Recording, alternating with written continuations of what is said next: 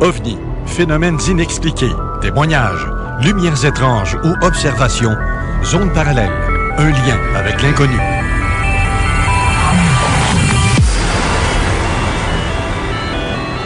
Visitez notre site web à l'adresse www.zoneparallèle.com.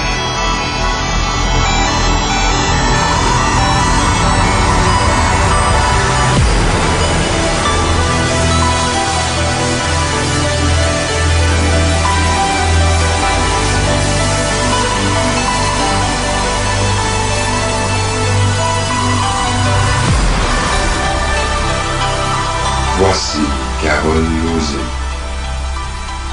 Samedi 5 mai, bon printemps ou presque à tous nos auditeurs et auditrices, malgré la température souvent médiocre comme aujourd'hui d'ailleurs. Merci d'être fidèles au poste. La grande question du jour est qu'est-ce qu'un ufologue? En fait, c'est un acronyme du mot UFO, Unidentified, je ne sais pas si je dis bien comme faux, Flying Object, qui veut dire objet volant non identifié. En français, on devrait dire un ovniologue, mais à mon avis, quel mot affreux. C'est vraiment pas beau, mais bref. L'invention du terme vient du capitaine Edward G. Ruppelt, premier directeur du projet Blue Book en 1952, pour remplacer l'expression populaire de soucoupe volante, puisque, en fait, il ne s'agit pas toujours d'une forme aplatie comme les soucoupes. Parfois, c'est sphérique, en forme de cigare, de diamant, etc. Alors, et l'ufologie désigne a priori toute étude consacrée aux ovnis. Selon Wikipédia, le titre a été utilisé plus fréquemment à partir des années 70. Les enquêteurs militaires sont rarement qualifiés d'ufologues. Même chose pour les enquêteurs qui ont pu travailler dans le cadre de la commission Condon ou pour le CNES, par exemple. Les ufologues sont donc principalement des amateurs. Et lorsque certains d'entre eux sont par ailleurs scientifiques ou professionnels, ils sont ufologues à titre privé. De même, une distinction existe entre les ufologues et certains auteurs et ou passionnés qui ont pu défendre des théories jugées marginales. On parle alors parfois de sous-coupistes. Je n'avais jamais entendu ce nom-là. Ça aussi, c'est pas beau pantoute. Mais bref, les amateurs sérieux, il en existe. Je pense à ceux qui font des enquêtes sur le terrain, des recherches approfondies et des comparatifs avec tout autre engin pouvant survoler au-dessus de nos têtes. Comme la science évolue, plusieurs appareils nouveaux genres circulent et qui sont de fabrication tout simplement humaine. Je vous ai d'ailleurs parlé de l'application Carte du ciel à télécharger lors de la première émission. Je vous en présente un autre à l'instant qui va sûrement vous intéresser. Plusieurs croient à tort voir un ovni quand il s'agit en fait de la Station spatiale internationale. L'application se nomme ISS Detector est très pratique parce que ça vous avertit à l'avance de son passage dans votre secteur. Saviez-vous que la station spatiale passe environ 400 km ou 405, 408, ça joue dans ça, au-dessus de nous et que ça avance environ 7,67 km/s. Très, très rapide. Nous l'entendons pas, évidemment, et c'est sûr, à cette hauteur-là, de toute façon, ce qui fait que plusieurs croient que c'est un engin qui ne vient pas d'ici. Sur cette application, on peut y voir sa vitesse, sa hauteur, sa durée de visualisation, sa direction, etc. Vous pouvez la suivre à travers le globe en direct, à savoir où elle se situe à cet instant présent. Donc, ISS Detector pour l'application qu'on peut mettre sur notre Internet, notre téléphone cellulaire. Malgré tous les efforts déployés par les enquêteurs sérieux, il y aura toujours des petits Joe connaissants qui dénigrent le travail des autres sans pour autant avoir fait des recherches poussées dans le domaine aussi large et faire des affirmations telles que c'est un drone ou un satellite. Aïe, aïe, aïe. Savez-vous qu'un véritable enquêteur a déjà ces connaissances-là? Il parle pas à travers son petit casse. Ça, c'est clair. Les témoins passent souvent aussi pour des cinglés lorsqu'ils racontent ce qu'ils ont vu. Et pour en rajouter une couche, l'enquêteur ne semble pas mieux selon ses sceptiques. Les gens ayant un esprit étroit ou, disons-le, bien fermé, essaie de faire taire tous ceux qui sont ouverts en les traitant de fous, ce qui n'encourage personne à raconter leur récit en laissant se poser des questions sans pouvoir même comprendre ce qu'ils ont vu ou vécu. De là, les asiles pleins à craquer de gens qui se font interner injustement, tout ça parce qu'ils ont osé parler. Ce n'est pas parce que vous n'avez jamais rien vu que tous ces phénomènes-là n'existent pas. Là, en ce moment même, vous écoutez ce que je dis.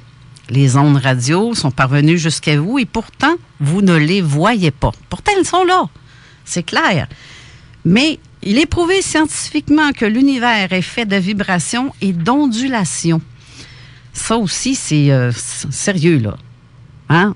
C'est la science. Je sais que la science, les scientifiques n'ont pas toujours raison, mais parfois, ils ont souvent tort aussi. Pas mieux qu'un ou qu'un autre qui va affirmer ou faire des affirmations d'une chose ou d'une autre. N'en tient qu'à vous, en fait, d'y faire vos propres recherches en consultant les soi-disant scientifiques qui font ces recherches-là et qui prouvent de façon notable la véracité de ce qu'on en dit. Dans le fond, vous allez pouvoir comprendre et démontrer ces dires. Nous tentons de vous prouver par diverses théories, selon nos recherches, qu'un tel ou tel phénomène existe. Maintenant, c'est à votre tour là, de nous apporter la preuve qu'on a tort en utilisant la même forme de recherche qu'on a fait avant de faire vos affirmations. Nous, on vous apporte une preuve que c'est vrai. Apportez-moi la preuve du contraire. Jean-François Primeau est en ligne. Allô, Jeff, est-ce que tu m'entends bien? Ben oui, je t'entends, Carole. Hey, belle intro. Merci. Comment ça va ce matin? Écoute, cours beaucoup la dernière semaine. Là. J'ai une ouverture d'école de danse aussi ce soir, donc je suis beaucoup dans les préparatifs, mais tu sais que je suis toujours au rendez-vous avec toi. Donc, tu as aimé mon ouverture d'émission, mais tu n'as rien à rajouter à ce que je viens de dire. Ça avait du sens à ton humble avis?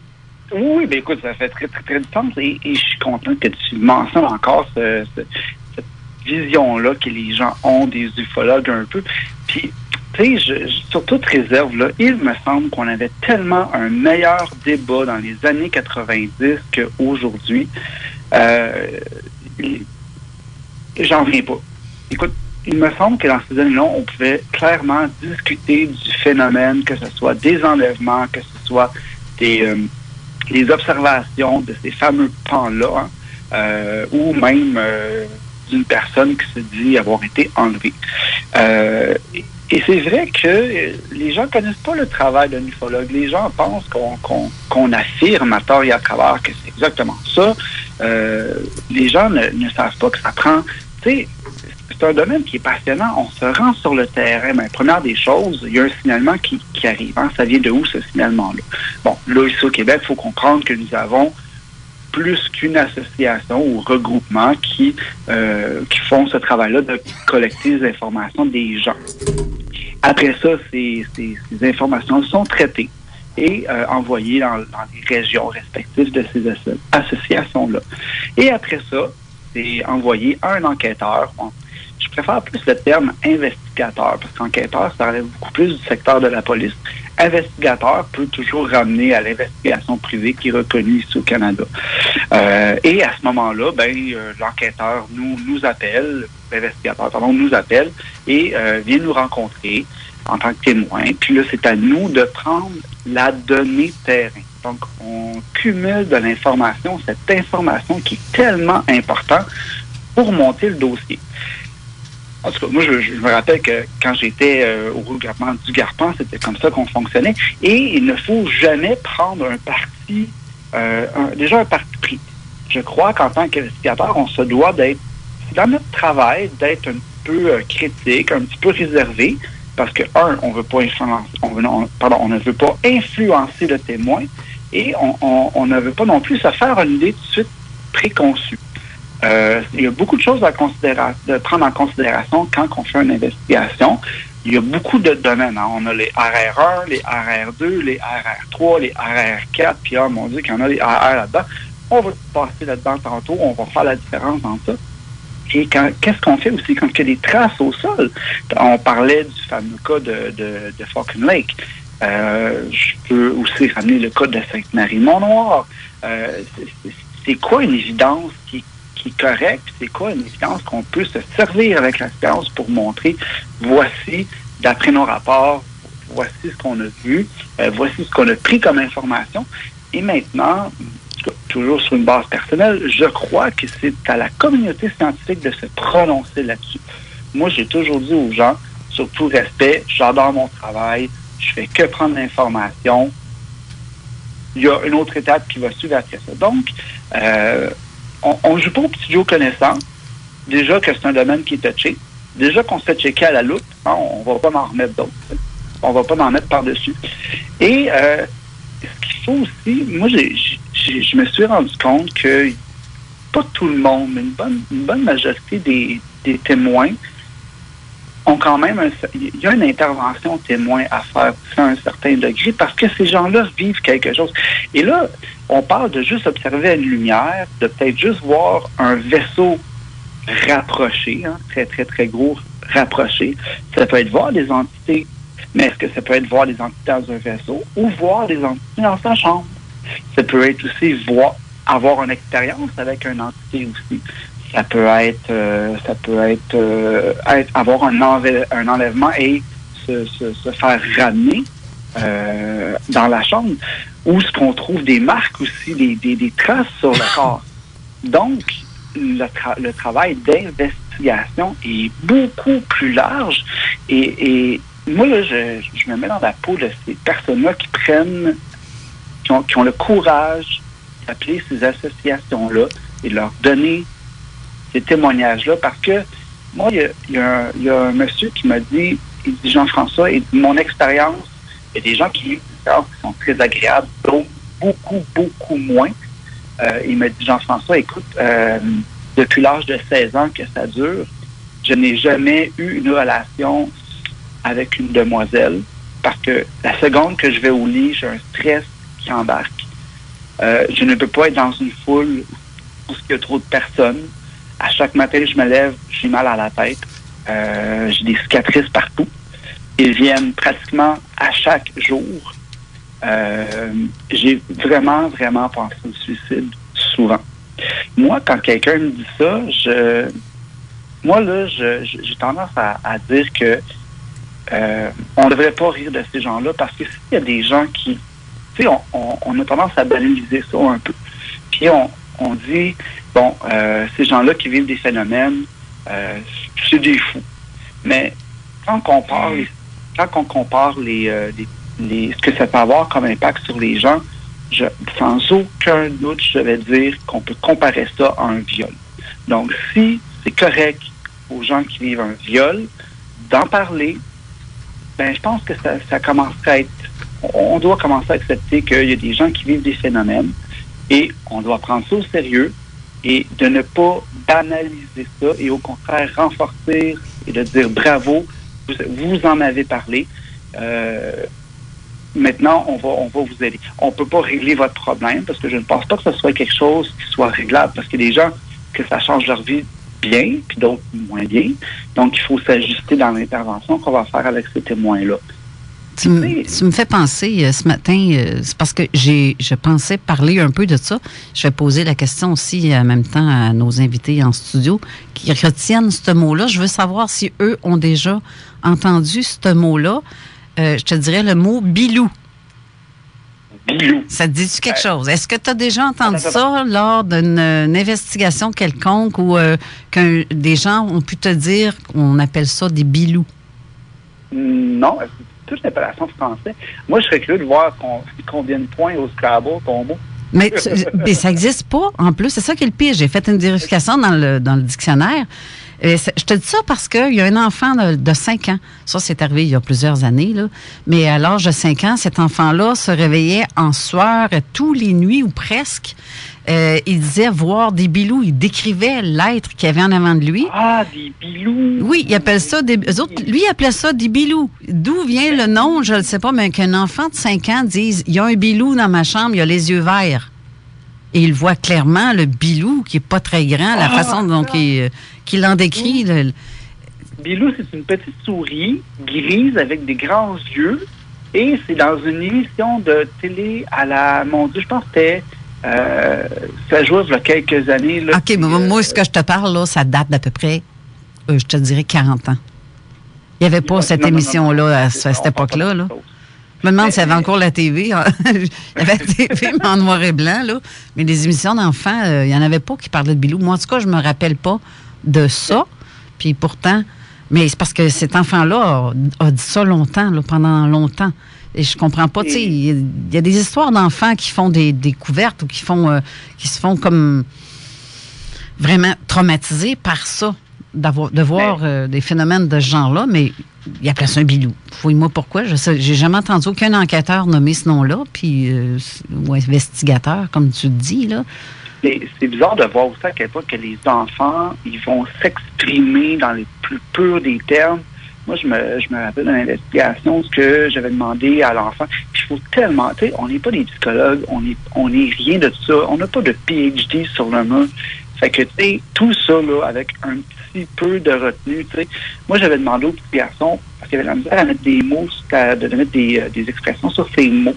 Fait que j'avais demandé, je disais, est-ce que tu peux me faire un dessin? Puis il m'avait dessiné un petit gris. T'sais. Mais, tu sais... Attends un peu. Un enfant? Tu as dessiné un petit gris? On s'entend qu'un enfant fait des petits bonhommes allumettes aussi, là. Tu sais, tout peut ressembler à un petit gris. Ils ont toutes des grosses têtes puis des bras maigres. Fait que, je sais pas, là, faut faire... Il y a une nuance, faut faire attention. Oui, non, je sais, là. Mais, tu sais, il y a une peur pour faire... Excuse-moi, tu vas faire un petit bonhomme allumette? Faire un petit bonhomme allumette avec une tête en ovale, avec des grands yeux en ovale, puis marqué, genre, viens dans ma chambre à chaque soir. Ou à peu près, là, tu sais, puis vraiment, là, s'exprimer en ce langage. Mais qu'est-ce qu'on fait avec un cas comme ça? Puis, tu sais, je veux dire, qu'est-ce qu'on fait si la DPJ se rentre là-dedans? Bien, c'est sûr. C'est vraiment touché, là. Puis, tu sais, en tant que parent, là, on gère comment avec ça? C'est sûr. Ben oui, mais attends, là, ça peut être aussi de la paralysie de sommeil, ça peut être aussi les enfants. Ça peut être le grand frère aussi. Ça peut être le grand frère qui rentre dans la chambre, mais lui, il dessine, mais qui est déguisé ou il fait noir, il ne voit pas clair. Ça peut être n'importe quoi. C'est ça. Mais quand on regarde, là, je prends ma charge là, worldwide, là, comme on dit, là, combien de personnes enlevées ou contactées, ça commence comme ça? Moi, là, beaucoup de gens que je regarde, qui disent, moi, j'ai vu une boule de lumière. OK, c'est le fun. C'est un beau témoignage, mais tu sais, techniquement, ça nous sert un peu à rien, là, ceux-là, là, parce qu'il n'y a pas de matière, c'est juste une boule, tu sais. Mais quand on gratte un peu dans le témoignage, puis là, qu'on se rend compte un peu que, ben, tu sais, moi, finalement, j'en ai vu un autre, puis là, mais il y a une partie de ma vie que je ne me rappelle plus, puis que là, après, ben, je me rappelle que j'avais vu ça, puis là, tu grattes, puis tu te rends compte que la personne a eu des visites sur une base constante à partir de l'âge de 8 ou 9 ans. Mm-hmm. Puis là, je vais prendre un cas qu'on parle beaucoup dans le domaine de l'ufologie présentement, le cas de Sylvie P, où je pense que c'était vers 12 ans. Là, je n'ai pas le dossier devant moi, là, mais à peu près, là, elle sort dehors pour jouer dehors, et puis là, boum, blackout, elle revient, il est juste le soir, mais elle se rappelle avoir, je pense, déjà vu cette lumière-là auparavant. Donc, on dirait qu'il y a un genre de modus operandi dans l'approche de ces ovnis-là. T'sais. Là, je sais qu'on s'éparpille un peu, mais c'est juste pour montrer au public un peu comment ça peut être large, puis comment qu'on gère avec un genre de cas comme ça quand on arrive sur le terrain. Puis là, je parle pas bon, tout le monde connaît le fameux cas de Sainte-Marie-de-Mont-Noir qui a été investigué par Christian Page et puis François Bourbeau.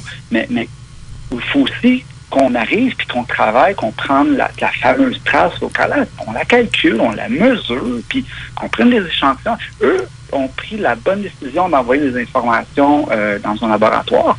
Puis tu sais, on parle aussi de la reconstitution géospatiale du phénomène, parce qu'en bout de ligne, on essaie de monter un dossier le plus étoffé possible au cas où qu'on ait à le soumettre à quelconque entité scientifique. Donc, voilà, c'est complexe, mais écoute, c'est tellement passionnant. Moi, j'ai pris un petit break de l'ufologie parce que je fais de la radio avec toi, mais éventuellement, je vais revenir. On ne compare pas de ce domaine-là. On aime ça ou on n'aime pas ça. Moi, je suis un passionné.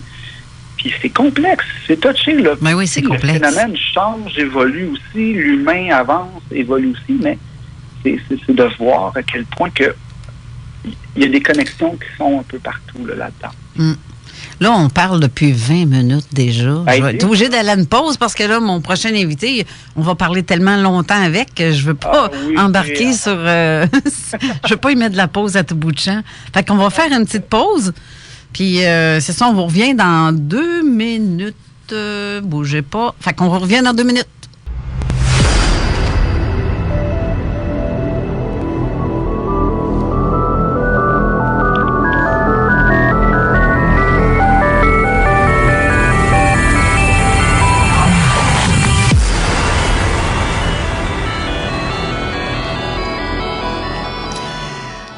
Bonjour, on a Spielberg qui me regarde depuis tantôt en ondes. Ben oui, on a notre Steven Spielberg ici en studio. Mais j'ai aussi ma petite sœur Hélène qui est venue nous rendre une petite visite.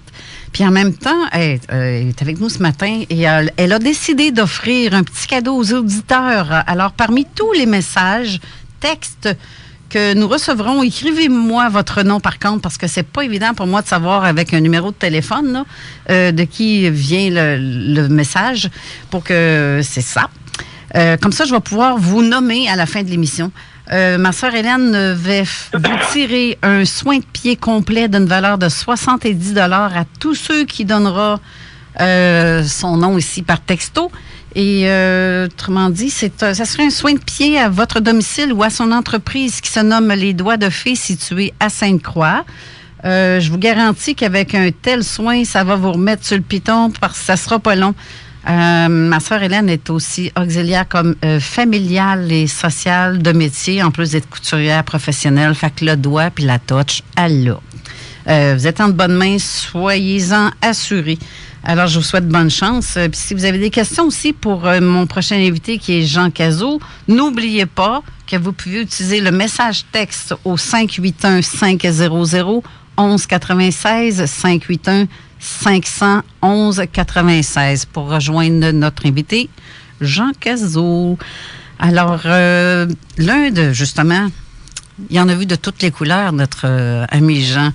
Il a plus de 50 ans d'expérience dans le domaine de l'ufologie. Il est mon guide, mon professeur, mon ami. Je l'apprécie vraiment beaucoup. Bonjour, Jean Cazot. Allô, ça va? Oui, ça va bien. Je vais baisser ce son-là. Comment se porte mon maître retraité de la radio? Bon, ça va. Moi, j'ai pas de problème. Ma petite vie se déroule avec tous mes petits projets. Puis, je m'ennuie pas Je m'ennuie pas du terrain de ce côté-là. J'ai assez donné. Alors, je fais plus d'enquête. Là. Je me suis retiré complètement de ce milieu-là. Non pas par dépit ou attends une minute que je lève ça, cette affaire. Bon. Non pas par dépit ou parce que j'étais tanné, mais disons que je suis fatigué. Puis aussi, moi, je me suis concentré très tôt dans ma vie d'ufologue au dossier de rencontres rapprochées 150 mètres et moins. Alors, ça limite pas mal mes interventions. Tu sais, moi, les fly-by, les petites lumières qui passent, puis je me suis jamais occupé de ça parce que on perd du temps. Parce que qu'est-ce qui est important à retenir dans l'ufologie? Le seul but de l'ufologie, à moins que tu sois un weekender, là, tu sais, quelqu'un qui fait ça juste pour s'amuser, là, parce que c'est comme un hobby, ou construire des petits avions en plastique, là, ou faire de l'ufologie, parce que ça existe aussi. Mais quand t'en fais, quand c'est un mode de vie personnel, tu sais, que tu le prends personnel, ça, l'ufologie, là, les conséquences de ça, c'est que il y a une raison à ça, il y a un but, là. Tu fais pas ça pour rien, tu fais ça pour quoi? T'sais? Et moi, ça a toujours été, et ça restera toujours, pour que le message passe, pour que l'information soit diffusée, pour que le travail de conscientisation se fasse, pour qu'on creuse la question pour les gens, de sorte que la moitié de la réflexion est faite. Après ça, ils ont juste à juger. Alors, mais pour ça, il faut travailler très fort. Et j'ai réalisé très tôt, moi, je faisais des émissions de radio à CKCV. Là, ça rajeunit personne, ça. CKCV, c'était à Lévis, ça? Jean-François qui rit en arrière. Comme je viens de te dire, ça rajeunit personne, parce que tu sais même pas c'est quoi, toi. Oui, ça me dit de quoi, c'était pas Non, t'es rendu à Lévis. Non, mais c'est pas à Lévis, ça, c'est CFLS qui était... C'est CFLS qui était à Lévis, l'autre était à Sainte-Foy, Québec, là. Oui, non, CKCV était à Place Diouville. Oh mon Dieu, je suis pas dans le champ. En haut du Capitole. OK. Quand on faisait une nouvelle, t'entendais... Ça, c'était les pigeons. C'était les pigeons qui venaient roucouler sur les arches. On laissait les fenêtres ouvertes, puis ils venaient roucouler là, puis chier sur mes nouvelles aussi, ils faisaient tout. Rentrer en studio, pendant qu'on lisait les nouvelles. Ça, je dis, regarde, c'est pas de la légende. Là, je te parle des années 70 à peu près, tu sais, 60, 70. Alors... Quand j'allais à CKCV dans les années 66-67, j'allais là avec mon bicycle, je descendais, puis j'allais faire l'émission avec Pierre Champion, qui était son morning show du week-end. Alors, lui, il faisait de 6 à 9, et moi, je faisais de 6 à 9 avec lui. Okay. J'étais son co-animateur. Imagine, j'avais 17 ans. J'étais son co-animateur et je répondais à n'importe quelle question au téléphone. C'était de l'open line. On faisait de l'open line dans ce temps-là. Fait qu'on prenait les appels des auditeurs, puis on répondait aux questions sur l'ufologie, puis je me pognais régulièrement avec des gars de sciences de l'Université Laval. Ah oui? Dont un qui maïssait pour mourir, qui s'appelait Claude Frémont. C'était le docteur Frémont, qui était très connu dans le milieu à l'époque. C'était un physicien de l'Université Laval. Puis il haïssait ça m'entendre parce que je débâtissais toute sa physique, puis il n'aimait pas ça. Il n'acceptait pas que je dise des choses. T'sais. Alors, bref, tout ça pour te dire que j'ai commencé très tôt à diffuser mes affaires. Mais je me suis rendu compte que d'enquêter sur des petites lumières qui se déplacent, des petites lumières au loin, puis ça donne rien, ça. Ça ne fait pas avancer Alors, pourquoi aller passer 4 heures avec un témoin pour une Christie de lumière dans le fond de son champ, tu sais? Donc, je me suis concentré sur les cas rapprochés, qu'on appelle les rencontres rapprochées du premier type, et vraiment rapprochés. Là. Alors, moi, là, pour enlever toute ambiguïté, dans le sens que on peut se tromper. Hey, je me suis déjà levé à 4 heures du matin, moi, parce que le gars me disait qu'il y avait une armada d'ovnis au-dessus de chez lui, au-dessus de son champ. Il disait qu'il en avait des dizaines et des dizaines. T'sais. C'est énervant, ça, à 4 heures du matin. Mais tu sais, quand tu as 17-18 ans, tu y vas. Je veux dire, à 68, je disais, va donc te recoucher. Mais à mon âge, à cette époque-là, ben, j'ai pris mon bicycle, mon vélo. Puis j'ai fait 30 km. Ça se trouvait dans quel coin, ça? C'est pas dans le coin de Bellechasse? Place Port-Dessus, dans Port-Neuf, là. Ah, dans Port-Neuf, OK. Oui, pas loin. Encore. Anyway. Fait que là, je suis parti. Puis quand je suis arrivé là, j'ai inventé des sacres. J'en ai inventé. Parce que ce que le gars voyait, c'était des étincelles d'un feu de camp. Mais il ne voyait pas le feu de camp parce qu'il était derrière une butte. OK. Puis il avait supposé y avoir personne, là, parce que c'est sous sa terre. On était sous sa terre. Excuse-moi, je ris. Alors lui, il était là, puis il disait, regardez les ovnis. J'ai dit, c'est pas des ovnis. C'est des petits bums qui sont en train de saccager ton champ à prendre un coup, puis ils vont fourrer le feu dans ton blé d'Inde. Tu devrais faire quelque chose, en tout cas. On est allés, puis effectivement, c'était tous des jeunes qui étaient sous-morts. Il y avait des filles effoirées sur des gars là-dessus, c'était quelque chose. Tu sais. Fait que le party était pris. Et ça inclut les maudites grosses étincelles qui montaient. Puis c'était un bois qui était très... il y a un bois avec l'écorce. C'était des étincelles, mais c'était pas des petits, c'était des gros, des tisons, là, des gros. Puis tu sais qu'ils s'en allaient en feuilles mortes de même en montant. Là. C'était un spectacle extraterrestre en mort.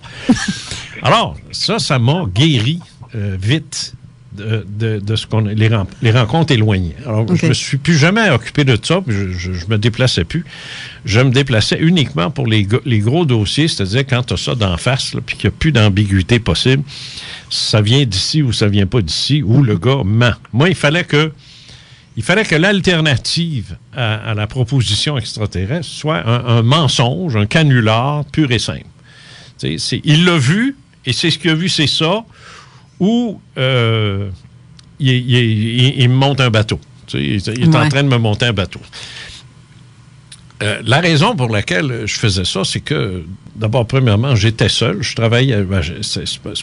au début, j'étais seul. Après ça, j'ai eu des enquêteurs à pu finir. La SRPM, on couvrait tout le Québec. Et là, c'est pas compliqué. Dans le magazine que j'avais mis sur place, qui était la revue AFA, il n'était pas question de publier rien d'autre que des gros dossiers, des gros cas. Okay. Et dans ces années-là, il y en avait. Aujourd'hui, il n'y en a plus. Dans les années 70. 60, 70. Après ça, ça s'est arrêté. Je te dirais, à partir de 75, 76, ça s'est mis à diminuer considérablement, puis ça a repris 15 ans plus tard. Il y a eu une baisse, un peu comme les cycles solaires. Oui. Il y a une baisse, et là, on est dans une baisse grave aussi, là, actuellement. Alors, parce que, imagine, moi, je recevais du courrier. S'il y en a qui ne savent pas ici, il y a des jeunes ici en studio. Du courrier, c'est comme du courriel, pas de L. Tu sais? Ouais. Avec courrier, un thème. Puis il y a comme un thème. C'est un petit tableau miniature qui était sur le coin droit. C'est une petite enveloppe, puis c'était blanc. OK? Puis là, il fallait que tu déchires ça, puis tu sortes la petite lettre, puis tu fallait la lire, puis c'était écrit à la main. Bon. OK. Oh my God. Alors, le courrier était... Alors, je recevais dans les années 70 plus de courriers qu'aujourd'hui je reçois de courriels. Et c'est facile, un courriel. Ben oui, c'est plus facile. Ça coûte pas une scène. Ça coûte rien, puis c'est rapide. Tu fais ça tout de suite. J'en reçois plus. Ça fait 10 ans que je ne reçois plus de courriels de gros cas. Des gros cas intéressants, là, tu sais. Alors, il y a une baisse. Puis je le note aussi dans l'actualité ufologique internationale. Là, tu le vois, là. Et tu vois aussi qu'il y a des cas, quand les gens en parlent, mais regardez la date, là, tu sais. Ah, une femme a vu ça en 85. Ah, en 90. Ah, en 2007. Ah, tu sais, c'est pas... Il y a des récents, là, tu sais, bon. Alors, moi, je m'occupais juste des gros dossiers parce que, pour moi, c'était important que le lecteur soit subjugué et qu'il soit obligé de prendre une décision et de dire « j'y crois ou j'y crois pas ». Moi, il fallait que j'accule les gens au pied du mur. Et c'est pour ça que j'ai travaillé toutes ces années-là à le faire. J'ai mis des livres sur le marché. J'ai pas arrêté. J'ai arrêté avec toi puis Bruno le 3 mars dernier. C'est là que j'ai arrêté, que j'ai pris la décision formelle de ne plus me déplacer pour faire des enquêtes, ou même au téléphone ou ailleurs. OK. Mais écoute, tu continues, tu t'intéresses quand même à ça, c'est juste non, c'est sûr, je continue de m'intéresser jusqu'à ma mort. Mais puis je vais diffuser encore de l'information s'il y a lieu. Mais je me dis que si en 2018, alors que ce phénomène-là est connu sur la planète depuis le milieu des années 40, si on n'a pas avancé plus que ça, au niveau, mettons, on fera un sondage là, international, là, si on n'a pas avancé plus que ça dans la conscientisation, on n'avancera jamais. Effectivement, il faut que les gens évoluent, mais... Ah, mais il n'y en a pas d'évolution là-dessus. Mais c'est sûr. Puis là-dessus, ton collègue là, de tout à l'heure... Moi, Jean-François. Disait que les débats étaient plus intéressants à l'époque qu'ils le sont aujourd'hui. Il n'y en a pas de débat aujourd'hui. Non. Il n'y en a même pas. C'est vrai. Les gens qui ne s'intéressent pas à ça n'écoutent pas ton émission, ne lisent pas mes livres. Comment veux-tu les atteindre? Mais par contre, là-dessus, je te dirais que ici, à CJMD, tu étais à l'époque avec ton émission des Faits maudits, la plus grosse émission de radio qui était le plus écoutée. Est-ce que tu le savais? De la station? Oui. Oui, je sais. Tu as battu des records et je vois encore, là, je le vois encore, là, présentement, la hausse de cote d'écoute est intense. Puis les gens disent ne pas s'intéresser au phénomène, mais ils écoutent. Non, mais attention, là. Attention. Il y a un chiffre au Québec. Si on devait déterminer comment est-ce qu'il y a de gens qui croient à l'existence de visiteurs provenant d'ailleurs, mettre ça en termes polis, on dit, lui, c'est qu'on voit là. Si on se pose la question, moi, je te dis, je pense, avec mon expérience, que ça frôle peut-être le 15-20 %. OK? Oui. Ça inclut ceux qu'on a vus. Ceux qui en ont vu, ça. Ah, mais tu vois, moi, le 15 à 20 % j'aurais dit pour les cas réels qui sont inexpliqués, mais de là à dire que 15-20 % de... Qui croient. Oui. C'est pas beaucoup. Non, c'est très peu. C'est très peu. Je peux me permettre une petite intervention rapidement? Oui. Souvent, on a tendance à oublier qu'il y a toujours, en termes de l'humain, il y a des croyances religieuses qui sont profondément liées à ça. J'ai fait une enquête, c'est un cas qui était à Jérusalem. Et puis, là-bas, la notion de voir des ovnis ou des entités, c'est juste ça, là, c'est inconcevable. Spécialement, ce qui est pour une personne musulmane, d'avoir un message à ces entités-là, c'est impossible. Ah oui, la personne préférait juste sauter la vie que juste y croire. Donc, il y a un aspect social aussi, c'est une barrière. Hein, c'est une barrière tellement épaisse, solide, qu'elle... les gens ralentissent pas sur l'autoroute du savoir quand il arrive un ovni. Ils break, puis ils s'arrêtent, puis ils descendent du char, puis ils partent à la course. Oui, absolument. Alors, c'est ça, là. La barrière est là. C'est terrible. Moi, je peux te dire que dans mon métier, en tant qu'animateur de radio d'affaires publiques, où je traitais de problèmes au niveau du gouvernement, puis au niveau des affaires, puis du droit, puis de la justice, je parlais pas d'OVNI, là. Je faisais ma job d'animateur de radio des affaires publiques, un peu comme je ne sais pas, moi, quiconque ici fait ça, là. Et j'ai fait ça pendant des années et des années et des années. La journée où j'ai commencé à parler d'OVNI. OVNI. Ah, mon Dieu, j'aime pas le mot. Juste ce mot-là. Il y a des commanditaires, des clients de la station, qui ont demandé à la direction de m'arrêter de faire ça. Ben voyons Parce donc. que ça rendait pas crédible l'émission sur laquelle ils investissaient avec des spots qui passaient pendant mon émission à moi. Ben voyons donc. Ils ont demandé officiellement à la station, ce serait-tu possible de dire à Caso de ne pas parler de tout ça? Personne ne croit à ça, c'est ridicule. Voyons donc, es-tu devenu fou? Puis ils sont sérieux. C'est tabou un peu comme l'homosexualité l'était dans les années 30. Les Noirs étaient tabous. Tu savais que c'était... Est-ce que tu savais qu'il y a une émission aux États-Unis qui roulait à pleine porte jusqu'à ce qu'ils engagent un Noir pour danser? L'émission a plongé parce que Lipton, qui était la soupe Lipton, qui commanditait l'émission, ont retiré toute leur... Encore aujourd'hui? Non, dans ces années-là. OK, je pensais que c'était... Dans les années 50. Okay, non, mais je t'illustre ce qui est un tabou. Ça n'a pas de bon sens. Homosexuels, des hommes qui s'embrassent, on en a à pleine porte. À un moment donné, c'est rendu, il y a des séries, on se dit, c'est une série là-dessus, tu sais, parce que c'est rien que de ça qu'il y a. C'est correct, ça ne me dérange pas, mais c'est pour te dire que ce tabou-là a été brisé.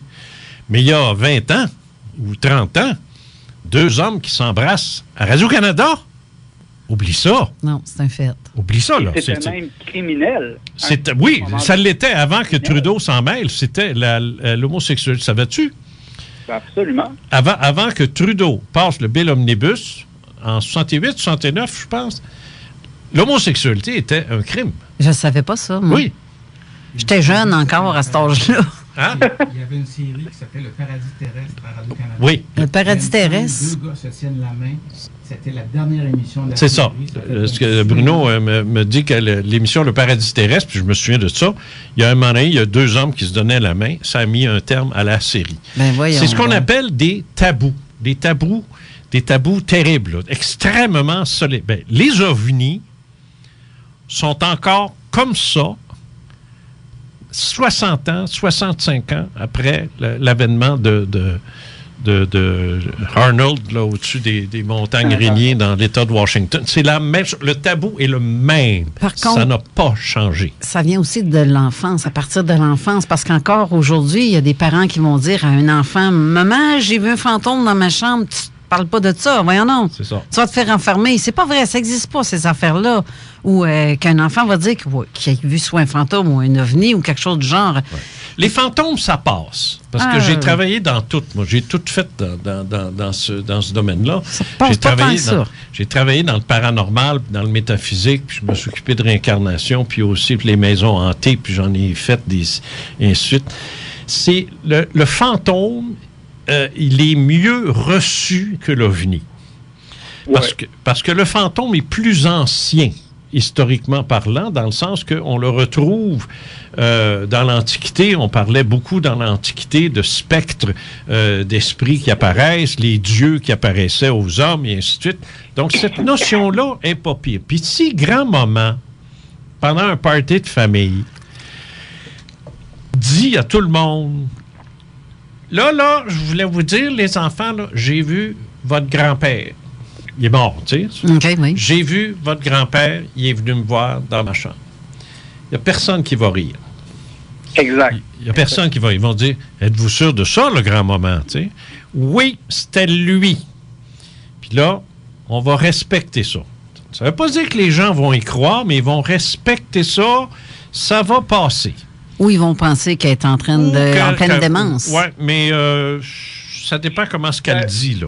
Mais il y avait un certain respect de la famille dans le temps, hein, quand c'était grand-maman qui était, ou grand-papa qui était la personne suprême de la famille, qui tenait la famille ensemble. Tu sais, on se rappelle aussi qu'à Montréal, dans quelques années, il y avait la religion qui contrôlait tout.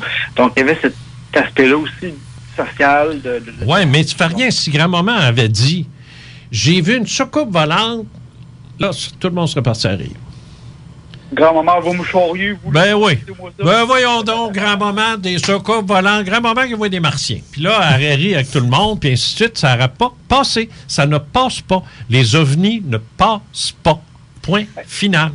Oui, c'est sûr que... J'arrive pas dans ce métier-là. Là. Ça fait 52 ans que je suis dans ça, je te le dis. Là. Oui, ça passe pas. Ça passe pas. Mais à un moment donné, j'espère, ma foi du Seigneur, que ça va comme... J'ai écrit des livres sur les ovnis. Ça se vend chez ceux qui aiment bien parler d'ovnis. Fait que c'est pas avec ça que tu changes de char. Mais les livres que j'ai écrits sur l'esprit, la réincarnation, puis ces affaires-là, pouf! Ça a levé. Ça a levé. Oui. J'ai un petit problème avec la vision de la science par rapport à ce phénomène-là.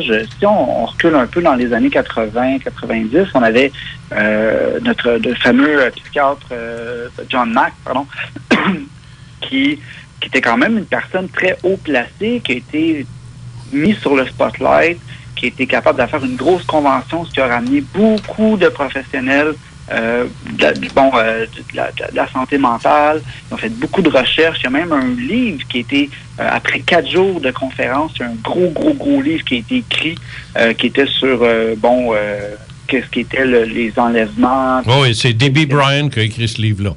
Exact. Et je ne comprends pas, aujourd'hui, que c'est... Pas plus. Non, qu'il n'y a pas une ouverture d'esprit. À ce temps, c'est encore de la maudite pilule. John Mack. Va-t'en chez vous, tac, merci, bonsoir. John Mack était le fondateur de la chaire universitaire de Harvard. C'est difficile de trouver plus qualifié que ça dans le domaine de la psychiatrie. C'est difficile, là. Il était honoré, il a reçu un prix Nobel, un prix Pulitzer pour un livre qu'il a écrit. Regarde, c'est quelqu'un, là. La journée qu'il a décidé... La journée que Bob Hopkins l'a écrit, lui a écrit pour lui dire Dr. Mack, j'aimerais ça que vous veniez voir mes gens. Ils disent qu'ils se sont fait enlever par des extraterrestres et ainsi de suite. Et j'aimerais une confirmation. Je ne suis pas psychiatre ni psychologue. Je les place sous hypnose. Lui, c'est un peintre, un artiste peintre, et ainsi de suite. John Mack a refusé d'y aller. Ça ne l'intéressait pas. Après ça, il a décidé mais Hopkins ne l'a pas lâché, là. Il ne lâchait pas, tu sais. Bob Hopkins, en passant, c'est un nom qui est très connu en ufologie, mais pas au Québec. C'est vrai.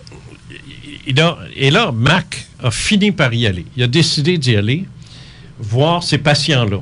Alors, il s'est rendu à New York, il s'est installé avec Bob Hopkins, avec une session, puis il l'a regardé opérer, il l'a regardé faire, puis il a écouté ce que ces gens-là disaient.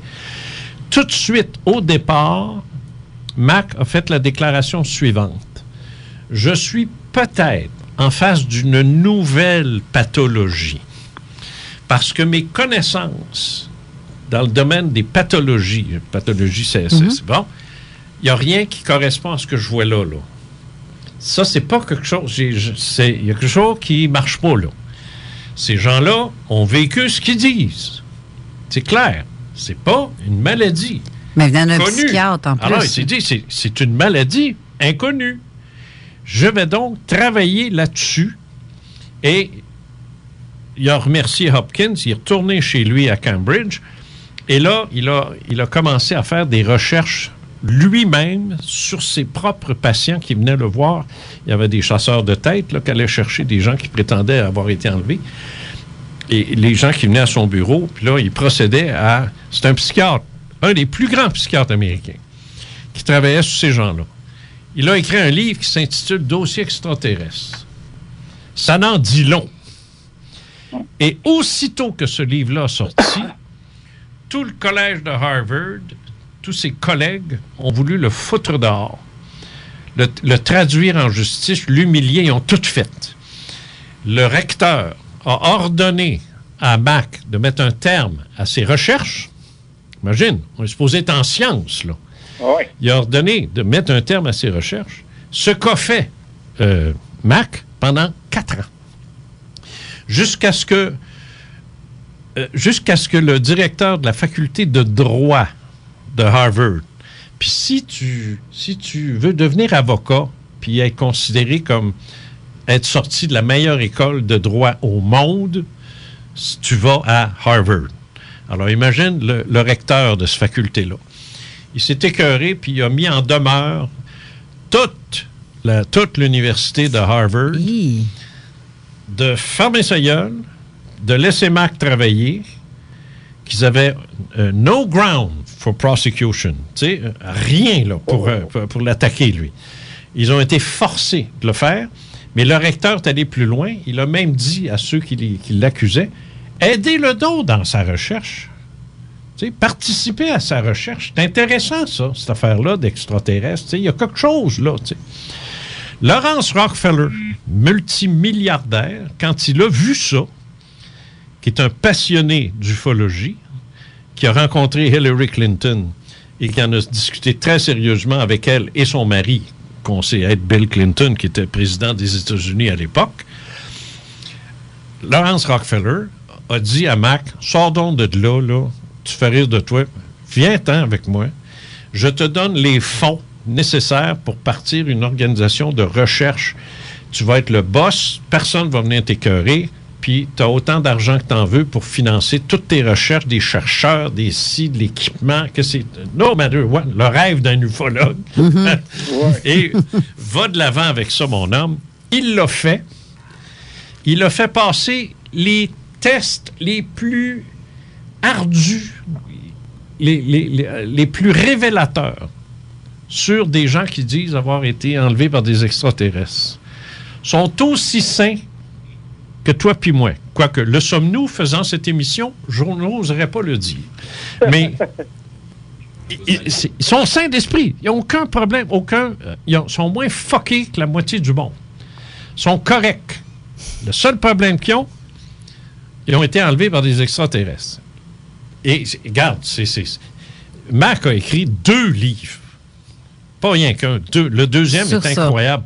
Passeport pour le cosmos, qui a été finalement traduit en français. J'ai correspondu avec John Mack. On s'entendait à merveille. J'ai collaboré avec lui via un psychologue qui était à Ottawa à l'époque, qui était Howard Schachter. J'ai travaillé avec lui. Et on était sur le point là, de faire... Moi, je me préparais à aller le rencontrer, là, puis on allait faire des choses ensemble. Et c'est là qu'il est mort. Il s'est fait tuer par un gossou à Londres. Et en 2004, ça a été fini. Mais John Mack, à lui seul, aurait dû faire pencher la balance de l'ufologie mondiale. Ça n'est pas arrivé. Ça, c'est dommage. C'est vraiment... Il ne s'est rien passé de plus que John Mack a été là ou qu'il n'a pas été là. L'ambiance publique, c'est nul, c'est zéro.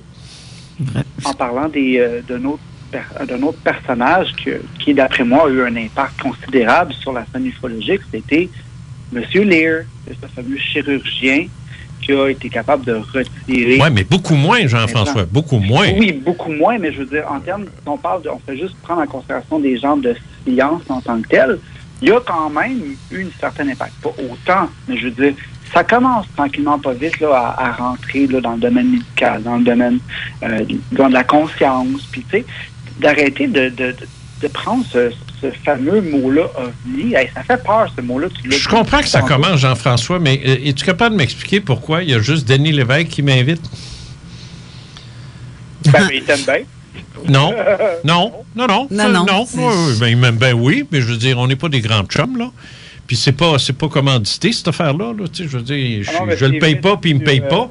Mais ce que je veux dire, c'est que il y a que Denis Lévesque qui parle d'OVNI dans une émission mainstream. Sans trop rire. Mainstream, ce que je veux dire par là, c'est que c'est pas... C'est gros, là. C'est TVA, c'est Radio-Canada, c'est V à la rigueur, si on peut appeler ça mainstream.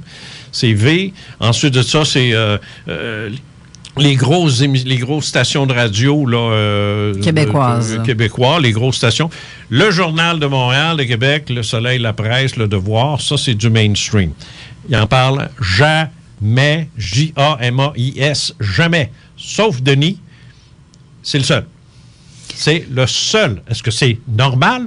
Non, c'est pas normal. Les médias sont frileux.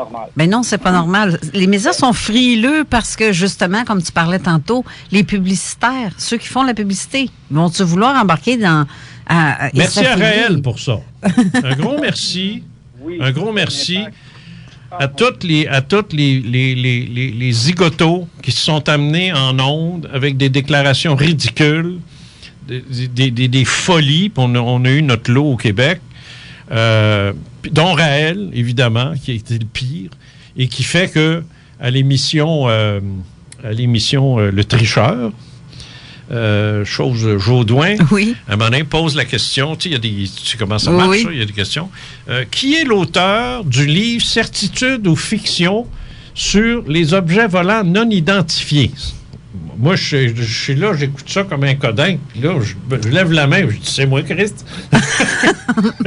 Oh boy. Mais la fille répond, ben voyons, Guy, c'est Raël. Tu sais, il est parti d'ici depuis 1000 ans. Le gars, là, il n'est plus dans le portrait, on n'entend plus parler. Il est encore là dans l'inconscient collectif.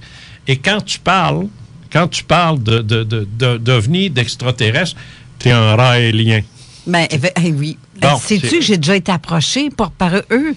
J'ai reçu un courriel parce que je m'intéressais au phénomène OVNI. J'ai reçu un courriel qui est tombé dans mes indésirables et qui est resté dans les indésirables d'ailleurs, qui m'invitait à me joindre à l'équipe des Raéliens pour... Moi, Raël m'a déjà dit à moi, personnellement... Ah, t'as déjà parlé à Raël? Oh, j'ai déjà parlé à cette affaire-là.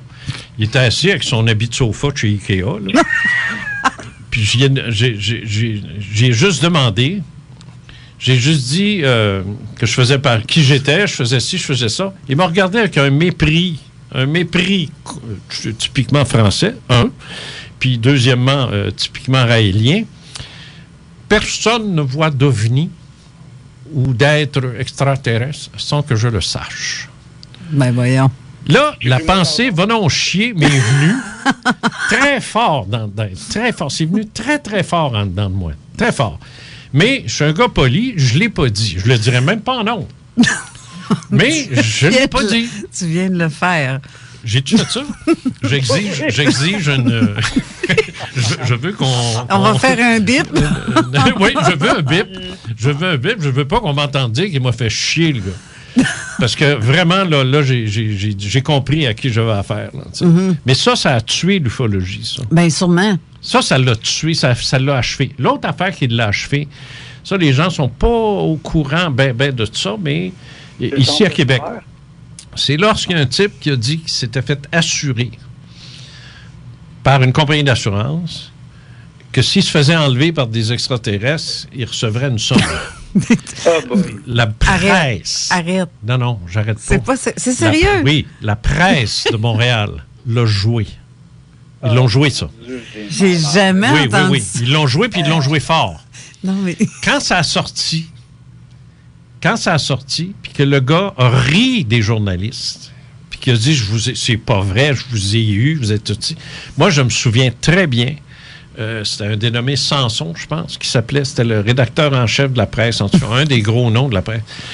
Je l'ai appelé, on s'est parlé. Il m'a dit, Monsieur Cazot, vous ne verrez plus jamais le mot ovni dans ce journal-là. C'est terminé. Je me suis fait prendre une fois, je me ferai pas prendre 2 fois. C'est fini. Annie. Imagine, moi, 1997. Tabarouette. Et depuis, je ne l'ai pas vu non plus. Sauf que c'est le seul journal qui a printé, mais il ne devait plus être là, lui, ce journaliste-là, qui a fait l'histoire de l'hôtel Bonaventure. Ah, OK. C'est le seul. Le seul média qui en a parlé, c'est lui. OK. Ah, ben tiens, on va y aller tout de suite. On va aller à la pause parce qu'il est rendu midi déjà. Alors. Oui, mais tu parles tout le temps. Je suis désolée, je vais me taire. On va à la pause et on revient.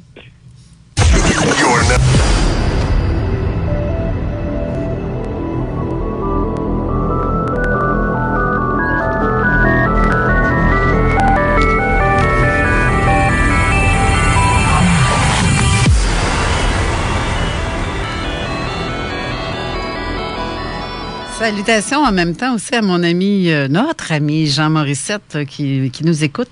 Il m'a annoncé ce matin qu'il y avait le nouveau journal saisonnier que l'AQU, l'Association québécoise de l'ufologie, ont commencé à faire ça.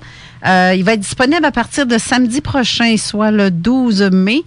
Vous pouvez recevoir une copie en PDF en vous adressant à l'AQU@commercialvideotron.ca. N'oubliez pas aussi que c'est demain qu'aura lieu la conférence de Sylvie Boucher à l'hôtel L'Ambassadeur de Québec à 13h30 au 3401 boulevard Sainte-Anne à Québec et que vous devez réserver vos billets pour votre place via son site internet à sylvieboucher.com. Et je vous rappelle aussi, si vous avez des questions pour notre invité Jean Cazot, vous pouvez nous partagez vos commentaires ou vos questions au 581-500-1196 par texto au 581-500-1196.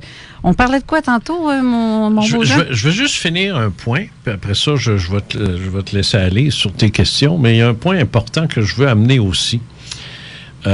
J'ai étudié de très près, pendant toutes ces années-là, la nature du mur de résistance face aux ovnis. De quoi est-il fait, ce mur-là? C'est évident que l'opinion des scientifiques aussi est très importante dans l'esprit des gens. Les gens qui ne sont pas allés à l'université, qui n'ont pas fait d'études en sciences, ainsi de suite, ont une admiration non dite face aux scientifiques, mais qui est là. Ils se disent, tiens, un physicien qui parle à la radio ou à la télévision a 100 fois plus de crédibilité que n'importe quel politicien. Vrai. Ou que n'importe qui. C'est un physicien. Hubert Reeves fait des conférences, il remplit. C'est la même chose pour l'autre, là, Payette, l'astronaute. Là. Bon. Alors, ces gens-là ont énormément de crédibilité parce que ils n'ont pas un programme politique, ils ne viennent pas chercher d'argent nulle part dans la poche des gens, puis ils ne font pas de promesses. ce sont des gens de science. On les respecte. Un peu comme autrefois, on respectait les soutanes. Tu sais, c'est à peu près le même principe. La science est une autre forme de religion, d'ailleurs. Alors, les scientifiques ont développé un tic nerveux quand vient le temps de parler d'ovnis, ou de paranormal, ou de métaphysique, ou ainsi de suite. La raison est simple. C'est que la science... Les scientifiques considèrent que la réalité s'arrête là où eux sont rendus. Alors, il faut les imaginer sur une autoroute, l'autoroute du savoir. Il faut les imaginer comme des petits Christine mononcles de 75 ans qui avancent pas, puis qui louvoient dans le milieu de la route pour pas que tu les dépasses. Toi, tu me fais rire. C'est comparatif. Non, mais c'est facile à comprendre. Tu as envie de le tuer. Moi, en m'en venant ici, demander à Bruno, il y en a une espèce d'innocente de colonne qui était sur Laurier, elle roulait à 30. Calvaire, je m'excuse, là, mais avance, tu sais. Je l'ai klaxonné, je l'ai bipé, j'ai failli la kicker dans le derrière. Avance. J'ai pas de patience avec ce monde-là. Puis finalement, elle n'a pas avancé plus. J'ai dépassé ça à droite. Puis en tout cas, bref, la science est comme ça. Elle n'est pas pressée, ils sont pas vite. Il n'y a pas de vie. Oublie pas, là. Sur le plan scientifique, Carole, la vie dans l'univers, il n'y en a pas. Bien, pourtant. Intelligente ou pas. Non.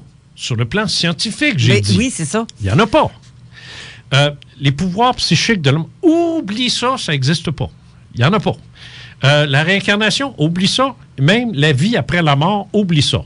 Ton cerveau s'éteint, c'est fini. Pour la science, la science, elle est très lente. Parce qu'ils ont appris ça comme ça, ils montrent ça comme ça à l'université. Mais c'est correct qu'ils le fassent comme ça, parce que s'ils n'avaient pas fait ça comme si les scientifiques n'étaient pas aussi rigoureux qu'ils le sont, nous ne serions pas en ondes. Ben, si, il n'y aurait pas de poste de radio, il n'y aurait pas de technologie, il n'y aurait pas de téléphone cellulaire, il n'y aurait pas d'automobile, il n'y aurait rien. Si la science avait été lousse, vache, paresseuse, puis puis let's go, on y va, et on serait encore dans nos cavernes à se garrocher des cailloux. Alors, la science a ses mérites, des mérites incroyables, mais elle a ses limites. Le seul problème, c'est qu'elle nous les impose.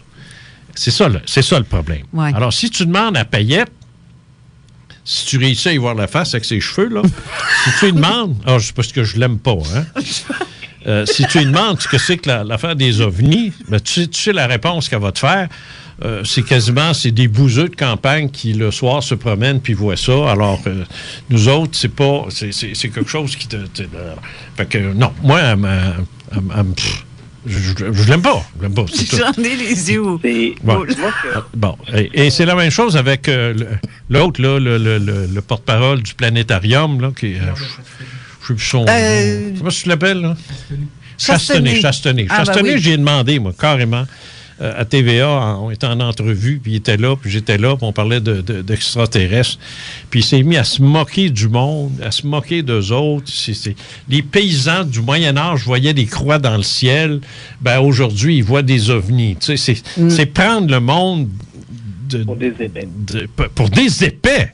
Tu sais, et c'est prendre les gens du Moyen-Âge aussi pour des épais, parce que, je veux dire, t'hallucines pas comme ça. C'est un astronome, le gars. Tu sais, là, je lui ai demandé, j'ai posé une question. J'ai dit, as-tu déjà rencontré un témoin une fois dans ta vie? Tu sais, t'asseoir avec, tu sais, puis prendre un papier, un crayon, puis, parce que les pads n'existaient pas dans ce temps-là, puis il posait des questions, voir ce que c'est, ce qu'il a vu, le laisser parler, le laisser s'exprimer. Tu sais. As-tu fait ça une fois dans ta Christie de vie? J'imagine que la réponse était non. La réponse a été non, j'ai pas besoin de faire ça. Ah, des gens partant, c'est comme je viens de fermer la porte. Alors, mais ça, c'est un scientifique. Alors, il est respecté.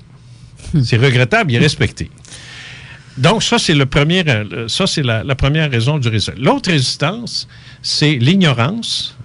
Causé par ça. Les gens ne s'informent pas. Ils ne savent pas que John Mack existe. Ils ne savent pas toutes les recherches de Sturrock. Peter Sturrock, ça, c'est encore... Ça bat John Mack, ça. Ça, c'est encore plus extraordinaire, ce qu'a fait Sturrock dans les années 90. Personne n'en parle. Tu le connais-tu? Non. Non, ça n'a pas été traduit au Québec. C'est ça qui arrive aussi. Tu sais, l'ufologie, ma fille, c'est en anglais que ça se passe. C'est pas en français. C'est en anglais que ça se passe. Comme alors, CNN, eux en parlent à CNN des choses. Oui, ben c'est ça. Puis Fox, surtout. Aussi. Bon, alors, Bref, l'autre obstacle, c'est le non-vécu. L'expérience. Le non-vécu, c'est dans le sens, les gens qui n'ont pas vu, ils croient pas. C'est ça. Parce qu'ils se disent, pourquoi lui aurait vu ça, puis pas moi? Moi, j'ai un chalet sur le lac, puis ça fait 30 ans que j'ai mon chalet, puis je suis là tous les étés, puis je regarde dehors, je regarde dans l'air, je vois rien.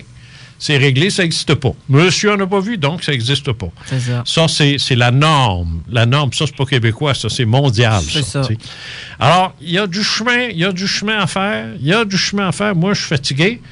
Il y a des jeunes qui prennent la relève, tant mieux, mais en tout cas, je vois pas quand est-ce qu'un jour, on parlera de ça. Maintenant, je termine là-dessus. Il y a un autre obstacle. C'est eux autres. C'est eux autres. Qui veulent pas que ça qui se se font sache. pas. Oui, c'est ça. S'ils le voulaient, Ben oui. s'ils le voulaient, ça fait longtemps que ça serait réglé. À cause d'eux autres, on passe des caves. Là, Mais ils ne le font pas. Ils sont parfaitement conscients de ce qu'ils font, savent très bien ce qu'ils font, et ne font rien pour être vus, clairement, de façon définitive. Ils se sont peut-être essayés à Montréal, en 90, au-dessus de l'hôtel Bonaventure. Oui. Regarde ce que ça a donné. Un article dans la presse, une photo floue, parce que le gars est arrivé trop tard, et aucun journaliste ne s'est présenté malgré le buzz qu'il y avait sur les appareils radio de la police. Et ceux qui avaient des photos, ceux les ont fait enlever. Oui. Où est-ce qu'ils sont, ces photos-là? Où est-ce qu'ils sont les photos des F-18 qui sont venus jouer autour? Où est-ce qu'ils sont, ces photos-là? C'est fini, ça. Alors, regarde. Les hautes autorités aussi, ils ne veulent pas. Alors, si eux autres, même quand ils se montent, réussissent pas à attirer l'attention, comment veux-tu que TQ Caso réussisse ça? Ou qui d'autre? Alors, on est pris dans une espèce de en tout cas, on n'en sort pas. Moi, je suis pas découragé, mais disons que je me fais plus d'illusions. Je me suis déjà fait l'illusion qu'un jour, ce sujet-là deviendrait comme hard, tu sais, un vrai, là, un mainstream. Là. Non. Ben moi, je trouve que tu as du front, petit cul Caso. Oh, tu as du front de dire... Tu peux avoir du front et un petit cul pareil. Tu as du front, mais un petit cul. Mais non, mais tu as du front d'avoir fait ça comme ton émission ou quand tu vas à Denis Lévesque et ta façon d'être, ta façon de répondre et tout ce que tu as amassé comme matériel. J'ai comme... pas le choix, c'est ça qu'ils m'ont dit de faire, je l'ai fait. Ben, en tout cas, quand tu dis on, qui on? Deux autres. OK. Bon, tu vois? Ça, moi, je le dis. Bon, ben justement, ça va être une... Ça va être une... de ce que j'en pense. J'ai écrit un livre dessus. Ben justement, on va en reparler de tes livres dans pas non, mais je ne dis pas ça pour parler de mes livres, là, mais je fais juste dire, je l'ai écrit, alors je te l'annonce pas, là. C'est pas nouveau, ça. Moi, c'est ma mission de vie depuis l'âge de 16 ans. Juste parce qu'on dit ça, on passe pour encore plus cinglé. Ben, j'en suis heureux. Ben, moi aussi. Sérieusement? Ben oui. Je plains quasiment celui qui n'a jamais rien vu. Parce que il y a une petite... Il me semble qu'il manque quelque chose. Oui, c'est ça. Moi, j'en ai tellement vécu dans ma vie là, que j'en veux encore. Mais quelqu'un qui n'a jamais vécu ça, je ne sais pas. Eux autres ne trouvent pas leur vie plate parce que ce que tu sais pas, tu sais pas. Si tu n'as jamais vécu, si tu n'es jamais allé te baigner en Floride l'hiver, ça te manque pas. Il vas-y pas, par exemple. Si tu y vas, tu vas vouloir retourner. C'est juste que plus tu le vis vieux, plus tu as des chances de faire dans tes culottes. Fait que je le souhaite qu'il fasse de quoi, ça. Tu fais pas dans tes culottes en allant te baigner en Floride. Non, je te parle de voir des phénomènes. OK, on n'a pas la même chose. Si vous me permettez, je trouve ça un petit peu je trouve ça un peu dommage si on prend l'exemple du planétarium, de ce que M. Caso vient de mentionner. Si on va au planétarium aujourd'hui puis on regarde, parce qu'il y a une photo de la fameuse de l'OVNI de la place Bonaventure qui est en display au nouveau planétarium. Et imaginez-vous donc quelle est l'explication pour cette fameuse photo-là donnée au grand public. Et là, la personne n'a jamais lu le rapport de Kenneth Hines, mais vu qu'on est de la communauté scientifique, nous, on sait de quoi qu'on parle, on met une belle photo sur le mur du planétarium et devinez l'explication pour expliquer le phénomène. Ouais, les réflexions des projecteurs de la piscine? Il y a ça, mais c'est encore plus absurde que ça. c'est encore la maudite aurore boréale. Ils ont même dit que ça pouvait être des voitures dans une côte qui éclairaient, puis ils étaient stationnés dans la côte qui faisaient ça. Il y en a une couple qui ont dit ça. Non, mais aurore boréale, je veux dire, c'est tellement mouvoyant, ondulant, alors que ça, c'était fixe. J'ai un témoin qui va venir justement à l'émission d'ici cet été, en juin, là, puis que lui, il a vu l'engin. Il a vu la texture. C'est de l'arrogance. Les scientifiques sont capables d'une arrogance incroyable. Alors, écoute, je me suis battu avec ces gens-là toute ma vie. Et puis, à un moment donné, j'en ai eu assez parce que j'ai un bon ami à moi qui est docteur en physique nucléaire, puis c'en est un scientifique. Et il me dit tout le temps, l'ouverture d'esprit chez les scientifiques, c'est la même chose que chez les non-scientifiques. Il y en a qui en ont, il y en a qui n'en ont pas. Des gens, des scientifiques intelligents, puis pas intelligents, il y en a aussi. Ben oui. Tu sais, tu peux être pas intelligent puis réussir en sciences. Ben oui. Bon, puis il dit, et finalement, c'est Paul-Émile Victor qui a raison. C'est un gars qui est scientifique en Antarctique, ensuite, Paul-Émile Victor a dit, il y a deux sortes de scientifiques. Il y a ceux qui font des recherches et qui découvrent. Puis les autres, ils enseignent ce que les autres ont découvert. Oui. Et ils ne cherchent pas. Non, c'est donc, ça. ils ne trouvent rien. Et c'est ceux-là qui parlent le plus. Les petits professeurs. Tu sais, un professeur d'université, il fait juste enseigner, ce gars-là. Il ne fait pas de recherche, il ne fait pas rien. Il fait juste enseigner ce qu'il y a là. Sauf que moi, en 69, on m'enseignait que le proton, le neutron puis l'électron, c'était les particules élémentaires les plus petites existantes dans l'univers, pendant qu'à New York, il y a un gars qui recevait son prix Nobel d'avoir découvert les quarks, puis et toutes les autres particules beaucoup plus petites, la même année. Et quand j'ai... Pour la vitesse de la lumière. Pardon? C'est comme pour la vitesse de la lumière. La vitesse de la lumière en disant que c'était le point de référence, la vitesse la plus rapide.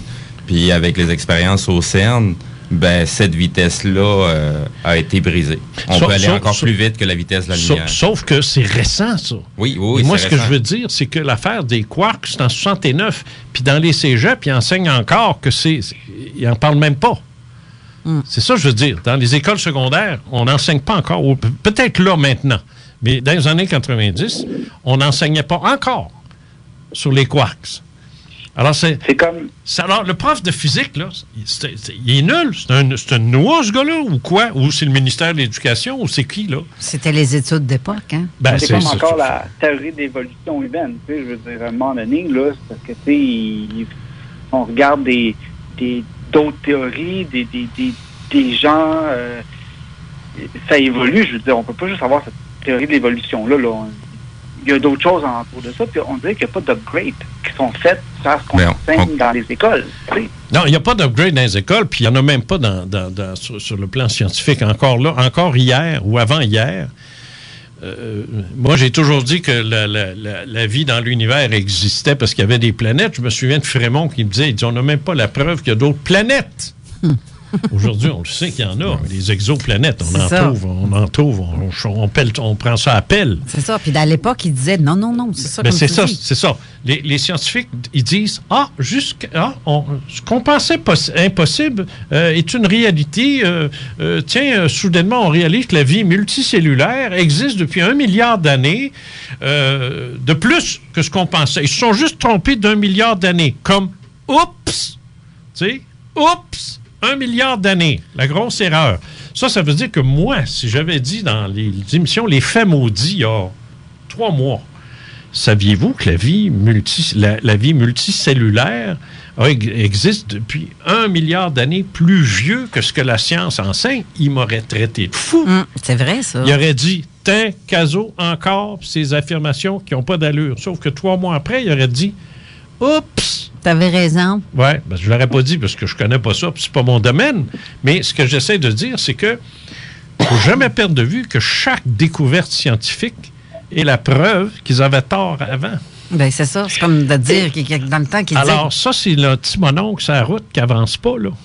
Mais lui, il ne veut pas que je le dépasse. Lui, il ne veut pas que je dise, oui, il y a de la vie intelligente dans l'univers parce qu'il va se retourner de bord Puis là, c'est sûr qu'il va prendre le clos après, mais il va se retourner de bord, puis là, il va me dire, à moi, tu connais rien, tu n'es pas allé à l'université, tu n'es pas un homme de science, tu peux pas savoir ça, puis tu n'as pas de preuves. Non, mais je peux-tu penser, par exemple? Est-ce qu'on peut réfléchir? Pas parce que tu n'as pas d'université que tu réfléchis pas. Ben, apparemment, je regrette, mais c'est faux. Ben là. Non, c'est faux. Le culte, ça, ici au Québec, c'est très fort, ça. Le culte universitaire. Puis en France, le culte universitaire, c'est fort, ça. Si tu n'as pas fait d'université, tu es juste bon à laver des planchers, là. Ben, malheureusement, c'est vrai que c'est comme ça. La mentalité est encore un peu comme ça. Le premier gars qui a inventé la roue, il n'a pas été à l'université avant, par exemple. Non, c'est ça. Tu sais, alors, je veux dire, t'as une overreaction. Là. Les gens surréagissent, parler français. Les gens surréagissent à la culture universitaire. Je respecte ça, la culture universitaire. J'ai pas de problème avec ça. Sauf que ces gens-là reçoivent un enseignement. Ils reçoivent tous le même. Ils sont tous dans un même moule. Et ça inclut pas seulement des connaissances. Si c'était juste des connaissances, pas pire. Mais il y a aussi une façon de penser, une façon de réfléchir, une façon de travailler à l'université s'ils veulent avoir leur diplôme un jour, s'ils veulent travailler dans le domaine qui les intéresse comme biologiste, physicien ou astronome ou autre. Et s'ils dérogent de cette façon-là de penser, ils perdent leur crédibilité auprès de leurs pairs. Comprends-tu ce que je veux dire? Oui, je comprends. Alors, si tu es un astronome, il faut que tu restes un astronome dans ta façon de penser, pas juste dans tes connaissances. Il ne déroge pas avec ce que tu as appris. Et parler d'OVNI de façon positive, c'est déjà là, déroger de leur façon de penser. Alors, ils ne le font pas, et ceux qui le font se font exclure. Pas dans la vraie vie, parce que tu ne peux pas sortir quelqu'un de la science, là, mais ils se font exclure de la communauté scientifique. Alain Hynek y a goûté, Jacques Vallée y a goûté. Petit. Qui? Jean-Pierre Petit. Jean-Pierre Petit. Et plusieurs autres se sont fait sortir littéralement. Robert Charroux, des archéologues. Je ne sais pas lequel là, qui au Québec est Leclerc, un dénommé Yvon Leclerc. Je ne sais pas si ça vous dit quelque chose. Non, moi, ça me dit rien. Lui aussi s'est fait sortir. Bref, tous ceux qui ont le malheur de sortir des sentiers battus de la science, c'est fini. Ils se font matraquer autant que les non-scientifiques qui font des affirmations aussi grosses que de dire qu'il y a de la vie dans l'univers. Tu sais. Mais moi, quand j'avais 16 ans, 17 ans, je ne disais pas qu'il y avait des extraterrestres sur Terre par déduction scientifique. Je le faisais à cause de ce que j'ai vécu. Fait que l'ayant vécu, j'avais pas le choix de réaliser que c'était ça, tu sais. Puis c'est après que j'ai constaté dans mes recherches que je n'étais pas tout seul, puis qu'il y avait des témoins à la tonne, et à la tonne, et à la tonne, parce que dans mes années à moi, la littérature ufologique, elle abondait. T'avais Aimé Michel, t'avais Jimmy Guyeux, t'avais tous les Américains aussi, puis je lisais très bien l'anglais. Alors j'avais tous les rapports de l'armée de l'air américaine, puis du projet Blue Book, puis de Edward Ruppel dont tu parlais plus tôt. Je connais ça, ce monde-là. Et puis Coral Lorenzen, puis ainsi de suite. Justement, parce que ça faisait partie d'une de mes questions. Dans le temps que tu faisais de la radio, là, j'ai vu que tu as interrogé des personnalités très connues comme Trudeau, Lévesque et même Pierre Salinger, qui était à l'époque le directeur des communications à la Maison-Blanche.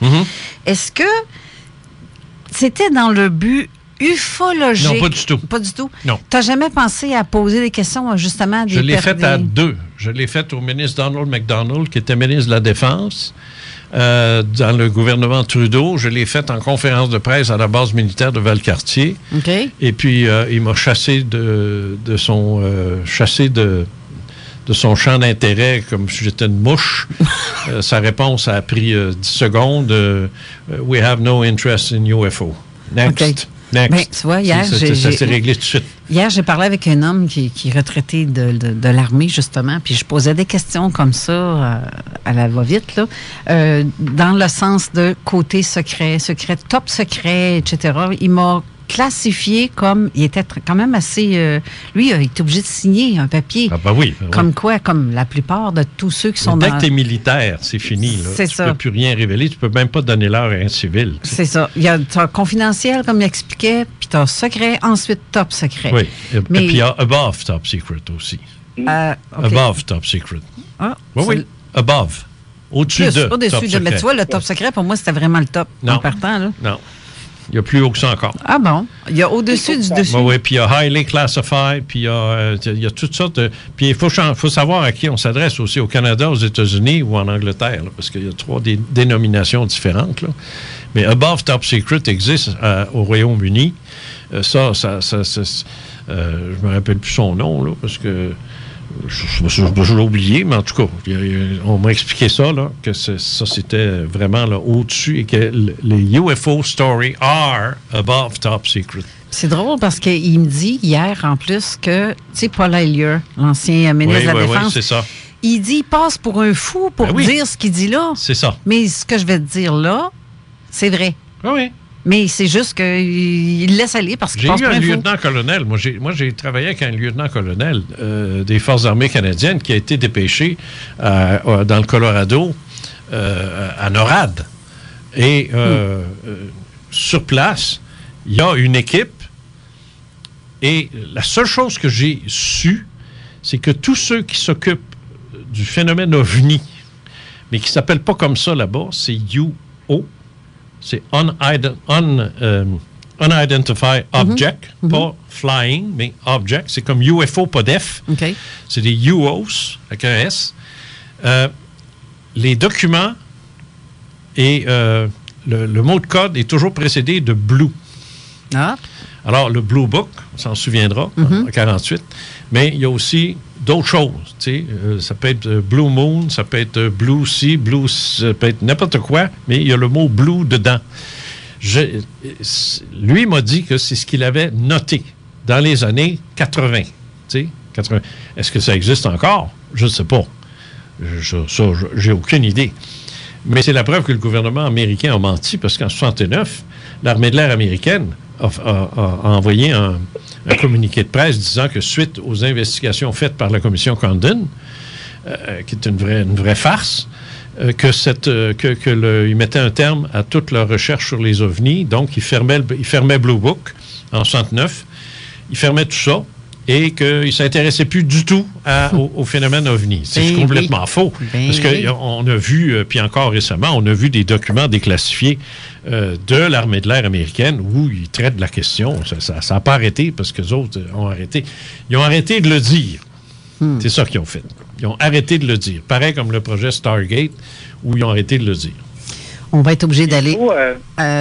Jean-François, fais ça vite. Oui. On va faire une petite pause. C'est une question. Ce que je voulais dire, c'est que quand on travaille, on essaie d'interviewer une personne de l'armée, il faut aussi savoir comment les approcher. Tu ne vas pas les approcher en leur disant ouais, j'ai un cas OVNI, non.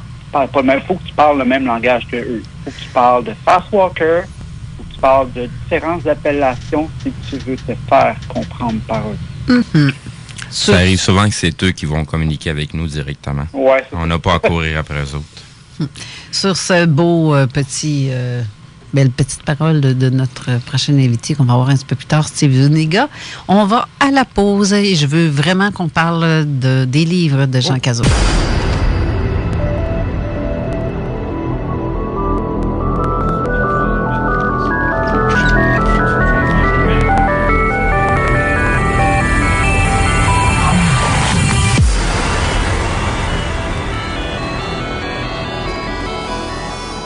Jean Cazot, j'ai une question qui me chicote la tête depuis le début et ça fait un bout qu'on se pose tous la question probablement. Depuis 16 ans, Depuis que tu as l'âge de 16 ans, tu Oui, fais c'est des ça. recherches en ufologie. J'ai remarqué ton besoin intense d'écrire depuis ces dernières années. Si je me fie à ton premier livre, un des premiers livres que tu as écrit en 98, si je ne me trompe pas, Non. le dialogue avec mon supérieur, Non, pas du tout, il n'a pas pas du été tout. édité, celui-là? Non, mon premier livre, c'est pas ça. Non, un dans tes premiers livres, en 98. OK, je pensais que tu disais que mon premier livre était en 98. J'ai peut-être dit ça, mais c'est peut-être... Oui, c'est ça que tu as dit. Ben, ça, j'ai OK. entendu. Là. C'est un Non, mon de... premier, c'était en 72. C'est en 72. Mais c'était quel, celui-là? Ça, c'était Manifeste pour l'avenir. Ah, je ne l'ai pas dans mon titre, celui-là, Manifeste pour l'avenir. Ça a été suivi en 78 de Grande Alliance.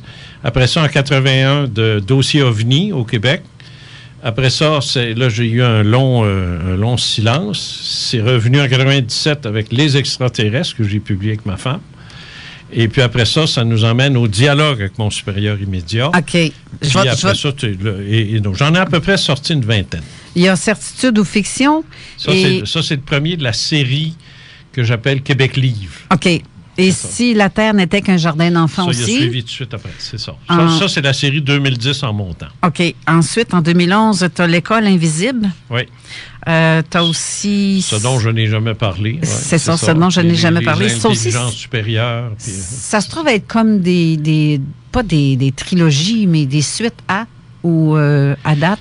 En fait, ce qui se passe, c'est que les certitudes aux fictions, quand je l'ai envoyé, il y avait 900 pages. OK. Puis l'éditeur trouvait ça long. Et il a trouvé ça long. Alors, c'est devenu 3 livres. OK. C'est-à-dire Certitude ou fiction, que j'ai coupé pour ensuite le finir. Après ça, j'ai continué, j'ai fait semblant d'en faire un deuxième. Qui était Ici la Terre n'était qu'un jardin d'enfance. OK. Que j'ai fini comme s'il finissait, mais qui il finissait pas.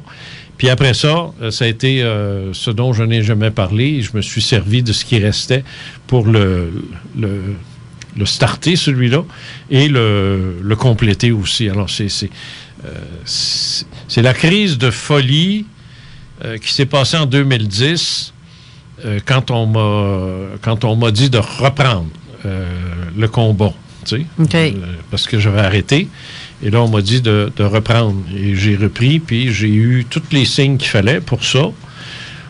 Là, si c'est le temps de mettre des éclats de rire, là, c'est le temps, là. Là, c'est le moment, là. Ouais, mais moi, tu sais, comme ils font dans un comedy club, là. Oui, je peux des rires en canne, là. Oui, je peux te mettre un son de cricket c'est aussi. ça, donc, un son. Ouais, c'est ça. Fait que tu peux mettre des sons, là. Là, c'est le temps. Alors, moi, j'ai carrément reçu j'étais... Ah, Seigneur, j'étais assis dans ma chaise longue en avant. Je venais de perdre mes emplois. C'était fini. Moi, je travaillais à la radio ici à Lévis, de l'autre bord de la rue ici. Bon, une autre histoire là, qui est arrivée, qui ont vendu, puis c'était devenu du hip-hop, puis ainsi de suite. Fait que moi, pas hip-hopeux, moi. Fait que ça n'a pas marché bien. Alors, ils m'ont hip-hopé dehors, et j'en ai profité pour du FTW, tu sais. Mm-hmm. Alors, je me suis installé à la retraite, j'ai pris ma retraite de la radio, puis ça s'est réglé là. Et j'étais assis sur une chaise, et je prenais du soleil dehors. Et là, j'avais pas écrit sur les UFO, moi, depuis 10 ans. Et là, ça a été la folie furieuse. Là, j'ai eu des blocs. Je recevais des blocs. Alors, je rentrais chez moi. Puis, tu sais, un zip, tu connais ça? Mm-hmm. En informatique. Mm-hmm. Tu sais, tu reçois un fichier zippé. Un fichier zippé. Ça veut dire que tu le reçois, mais tu peux pas le voir. Faut que tu l'ouvres. Oui. Alors, moi, c'est la même chose. Je te dis, c'est la même chose. Je sais que j'ai un colis, je sais ce qu'il y a dedans, mais pour qu'il sorte, il faut que je l'écrive. Alors, j'écrivais 50, 60 pages. Ça allait tout seul. Ça allait tout seul. Ça arrêtait. Je me levais, je disais, bon, ben, je vais retourner dehors. Moi. Là, je reprenais mon soleil, tu sais. Bang! Un autre colis qui arrive par FedEx psychique. Je retourne à l'ordi. rouvre le second colis, puis ça redescend. Ça a fait 900 pages. Ça. Et tabarouette. Ça, c'est-tu ceux-là, comme les intelligences supérieures qui Non, avaient c'est écrit en ça, je t'ai dit 2012? tout à l'heure. Ça, C'est non? Certitude ou Fiction. OK. Et si la Terre, puis ce OK. dont. Ça, c'est les 3 livres qui ont sorti en un seul. OK. Ça a pris 3 mois pour faire ça. Et tabarouette. 3 mois. C'est de l'inspiration. Et ça, c'est Vraiment, parti chez Québécois. Puis Jacques Simard, qui était à l'époque, qui était le patron là-bas. Mhm. Il dit, Jean, c'est extraordinaire. Mais il dit, gars, je publie pas ça. Il dit, je suis malade. Fait qu'il dit, je te fais 3 contrats, puis fais-moi 3 livres avec ça. T'sais. Fait que je pense qu'il n'y a pas un auteur qui a signé 3 contrats en même temps chez un éditeur, là, mais en tout cas, moi, je l'ai fait. Et sont sortis Certitude ou Fiction, puis ainsi de suite, et ainsi de suite. T'sais. Alors, et là, ça n'a plus arrêté depuis ce temps-là. Ça ne s'est plus arrêté, et ça continue encore, bien que j'ai transité de l'ufologie à la métaphysique. Et là, je sors un livre en septembre que mon éditeur considère qu'il va être une petite bombe, qui est un livre contre les religions. Ah oui, c'est ça. Oui, j'ai hâte de... Et qui va être très, très salé, merci. Mais là, on n'est plus dans l'ésotérique, on n'est plus... Là, on tape dans l'Ancien Testament, on tape dans l'Église catholique, on tape sur les écrits, sur les propos sur le Vatican, on tape sur l'islam, sur tout, là. Oh. Tout y passe, tu sais. Alors, c'est assez... Mais c'est accablant. C'est accablant. T'as pas peur de te faire taper dessus, justement? Ben, non, je vais me faire taper dessus, oui, effectivement. Okay. Mais ça va être bon signe. Ça veut dire ben que... oui. Non, mais tu sais, si tu donnes un coup de pied dans un tapon de poêle puis qu'il sort un ours, ben... T'sais, au moins, ça valait la peine. C'est pas un chat. C'est pas un petit chat qui te passe entre les deux jambes. Là, au moins, il te sort un... Wow! Il sort quelque chose. Là, ça vaut la peine de courir. Tu as aussi écrit Les intelligences supérieures en 2012. Oui. En 2013, Esprit d'abord, humain ensuite. Oui. 2014, La mort n'est qu'un masque temporaire entre deux visages. Ça a fait un best-seller au Québec. C'est ça. Puis c'est celui-là qui est réédité. Ça a fait un gros best-seller au Québec. C'est lui qui Là, tu changes de char. OK, mais c'est lui qui fait objet d'une réédition avec un changement de couverture. Oui. Mais le contenu reste le même? Oui. C'est une réédition à la québécoise. Disons qu'il y a des endroits dans le monde où une réédition, ça implique revue et corrigée. OK. Peut-être un jour. Si, mettons, là, dans 10 ans, il revient aussi fort. Qu'est-ce qui arrive? C'est que quand tu sors un livre qui se vend, ça fait vendre d'autres livres que tu as écrits avant. Mm-hmm. Mais des fois, ces livres-là sont plus à date, là, sont obsolètes. Là.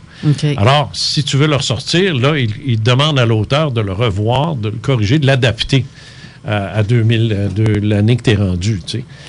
Moi, je ne referais pas ça avec Certitude ou Fiction. Okay. Parce que c'est du vieux stock. Les gens sont écœurés d'entendre parler de Roswell puis de Condon. Oui, c'est vrai. Mais moi, il fallait que je le fasse, là. Mais c'est tout. Il a été réédité, lui aussi. Tu as aussi Métamorphose en 2015. Et ensuite, L'ère nouvelle et Les coulisses de l'univers. Il y en a un des 3, si je me trompe pas. Les coulisses, c'est un roman. C'est ça, OK, c'est celui-là. C'est une histoire bizarre, cette affaire-là. Ouais. Mais c'est inspiré de faits vécus ou Non, pas du tout? Non, oui, mais c'est compliqué. OK. Puis je ne veux pas en parler parce que j'en ai un autre 100 fois meilleur que ça qui s'en vient, qui est un roman, mais un roman jeunesse.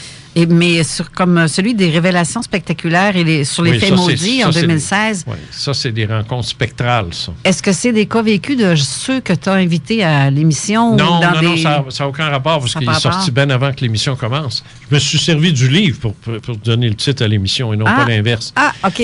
Mais ce qui arrive, c'est que moi, j'ai voulu implanter dans l'ufologie une nouvelle classification. Si ça passe, ça passe. Si ça passe pas, who cares? Mais c'est l'idée que il y a les rencontres approchées du premier type, deuxième type, troisième type, les RR4 qu'on appelle. Mais moi, je crois qu'il y a aussi les RS, que j'appelle des RS, des rencontres spectrales. Moi, je prétends que les expériences que j'ai vécues, je les ai vécues de façon spectrale. C'est vrai. Et non pas physique. Dans le sens que si... Le gars, il y a un extraterrestre au bout de son lit. Tu sais, un gris, là, un grand gris ou un petit gris ou whatever. Tu sais, j'en ai des dossiers comme ça, là. J'en ai des boîtes. Bon. Moi, je prétends, et c'est arrivé d'ailleurs, je prétends que si la mère de l'individu ou l'épouse ou le conjoint était rentré dans la chambre, il n'aurait rien vu. C'est vrai. C'est vrai. Comprends-tu? Oui, C'est ça que j'essaie de je dire. comprends, oui. C'est ça que j'essaie de dire. Il n'aurait rien vu, lui. C'est ça. Uniquement comme si c'est comme si la connexion se faisait seulement qu'avec toi-même. C'est comme ce que j'appelle une capacité médiumnique spontanée. Oui. Une CMS que j'appelle. J'aime bien ton RS. Ouais. Les femmes, eux, ont des PMS. Moi, c'est des CMS. OK, c'est une joke, elle est plate. Mais ça reste que c'est combustion spontanée, médiumnique spontanée. Okay. C'est-à-dire que tu as une capacité soudaine de voir des choses qui sont dans une autre dimension. Alors, soit c'est toi qui y vas ou l'autre qui rentre. C'est un échange qui se fait. Je te dis pas que c'est ça tout le temps, à chaque fois. Non. Mais la plupart des expériences extraterrestres et même ufologiques, écoute, quand le gars te dit qu'il voit au-dessus de l'autoroute 50 là, ou quelque chose du genre, un immense objet, immense, mais qu'il n'y a pas un char qui arrête. C'est comme si eux le voyaient pas, là. C'est ça. Tu sais, qu'est-ce qui se passe? Pourquoi? Et là, alors, les ufologues de l'époque, ce qu'ils faisaient, ils disaient, il est fou, il s'en occupait pas. Moi, quand ça m'a été dit la toute première fois, je me suis dit, attends donc, toi, je vais prendre 2 minutes, je vais te dire, la femme me racontait qu'elle voyait cet objet-là et qu'à un moment donné, elle a cru voir ou percevoir une espèce de vibration en forme de dôme qui s'est faite au-dessus. Puis elle dit, j'en ai un cas comme ça. Elle dit, à la minute que ce dôme-là a touché, il dit, j'ai arrêté d'entendre les bruits de la rue, les oiseaux, la vie de quartier autour, parce qu'elle était à l'intérieur du dôme. Exactement. Elle voyait l'objet, elle voyait les êtres qui étaient là, mais elle entendait plus rien autour. Puis quand ça s'est relevé, tout est disparu en même temps. Ça veut dire que le monde qui passait dans la rue, il le voyait pas. C'est spécial, ça aussi. Elle le voyait sous le dôme. C'est pour ça que dans Révélation spectaculaire sous l'effet maudit, j'explique ça, cet aspect-là, que j'appelle l'effet de dôme. Okay. Et je ne suis pas tout seul à en parler, parce qu'il y a une Américaine aussi qui en parle, puis elle appelle ça the Oz Factor. Alors, tu sais, c'est pas nouveau, là. J'invente rien, et je suis convaincu qu'il y a un gros pourcentage d'objets. Et ça aide pas, ça, à faire comprendre le mystère OVNI. Ça aide pas, ça. Non, effectivement. Quand tu dis, oui, ça se peut que le gars le voie au-dessus du boulevard Charest, mais il va être tout seul à le voir. Oui, on sait bien. Ben, c'est ça. Tu sais, on sait bien. Là, il me reste pas grand temps avant la fin de l'émission. On n'a pas entendu encore Steve, mais je veux mentionner par contre avant, Il était une fois des humains et des extraterrestres. Ça a été publié en 2017. C'est ton dernier, celui-là. Mm-hmm. Mais tu parles aussi d'un livre pour enfants que tu veux faire... Ben, c'est pas pour enfants. C'est un roman jeunesse, là, les 15, 16, 17, là. Qui est très audacieux. Et les jeunes s'embarrassent moins. Écrire un roman pour adultes, il faut que tu mettes toutes sortes d'affaires compliquées dedans. Mm-hmm. En tout cas, j'ai discuté de ça pas mal avec mon éditeur avant, là. Et moi, ça a l'air que quand j'écris des romans comme un journaliste le fait. Mais tu écris très bien. Oui, je comprends, mais je ne suis pas un romancier comme Ludlum ou les grands romanciers. Là, parce que j'ai pas la patience de mettre des... Moi, ça prend pas 3 semaines quand tu débarques du char puis tu vas aller au restaurant. Dans un livre, ça peut prendre 20 pages. T'sais. Alors que moi, c'est tout de suite. Tu ouvres la porte du restaurant, puis tu rentres, tu t'assis, tu commandes, tu manges, tu sors. Ça, c'est ma façon d'écrire. Je le fais de façon journalistique. Et c'est pas romancé, ça. Mais par contre, les jeunes aiment ça. Ben oui. Ça taponne pas, puis ça y va direct à l'action. Alors, c'est ça que je fais. Et c'est ça qui va sortir. J'espère. En tout cas, là, c'est entre les mains de mon éditrice. Oh, c'est parfait. Ouais. Je reviens 2 secondes. Je veux voir un petit peu avec... Je veux parler avec Steve Zuniga aussi, qui est ici. On va faire des chroniques, Steve, à l'occasion, qui s'appelle Fake. Dans les chroniques Fake, as-tu vu ça. Oui, exactement. On va mettre les liens vidéo sur la page Facebook de Zone Parallèle pour qu'on sache, que les gens sachent de quoi on va parler. Il y a tellement de vidéos qui circulent justement sur le web qui sont supposées extraterrestres ou des gens qui voient des fantômes ou des ovnis qui atterrissent.